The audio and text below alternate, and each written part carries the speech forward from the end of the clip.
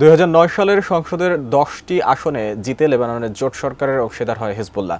লেবাননের গোষ্ঠীটি parallel government বা সরকারের বাইরে আরেকটি সরকার হয়ে উঠেছে। শুরু থেকে ইসরায়েলকে নিজেদের শত্রু হিসেবে গণ্য করছে হিজবুল্লাহ, আর ইসরায়েলও হামাসের মতো এই গোষ্ঠীটিকে নিজেদের অন্যতম প্রধান শত্রু হিসেবে মনে করে। রাষ্ট্রীয় বাহিনী না হয়েও লেবাননে হিজবুল্লাহর এত প্রভাব কেন? ইসরায়েলের সাথে তাদের ইস্যুগুলো কি, জানাচ্ছেন সঞ্জিদা সিলভিয়া। 2017 সালের 4 নভেম্বর সৌদি আরব সফরের সময় হঠাৎ পদত্যাগের ঘোষণা দেন লেবাননের প্রধানমন্ত্রী সাদ হারিরি। সৌদি টেলিভিশন আল আরাবিয়ায় প্রচারিত এক ভিডিও বার্তায় হারিরির পদত্যাগের ঘোষণা অবাক করে বিশ্ববাসীকে। অথচ নিয়ম অনুযায়ী লেবাননের প্রেসিডেন্টের কাছে পদত্যাগপত্র জমা দেওয়ার কথা তার।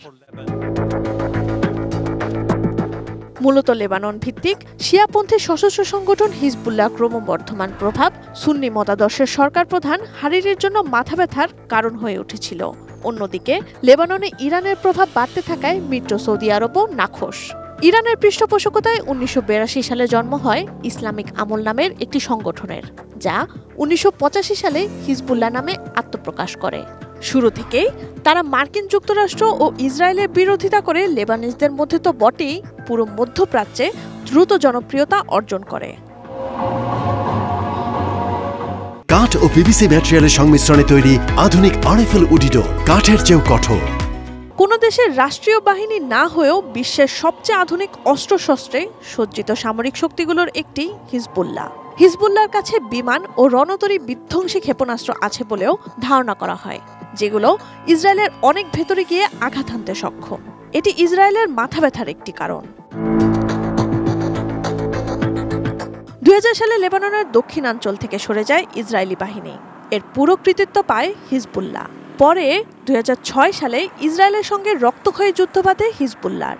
34 দিনের ওই যুদ্ধে 1125 জন বেসামরিক লেবানিজ, ইসরায়েলের 119 জন সেনা ও 45 বেসামরিক নাগরিকের প্রাণহানি ঘটে।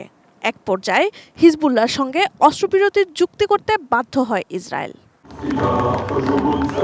ফিলিস্তিনি সশস্ত্র গোষ্ঠী হামাসের সবচেয়ে ঘনিষ্ঠ বাহিনী হিজবুল্লাহ, যারা হামাস যোদ্ধাদের নিয়মিত প্রশিক্ষণ দিয়ে থাকে। হুতি বিদ্রোহীদেরও সহায়তা করছে হিজবুল্লাহ।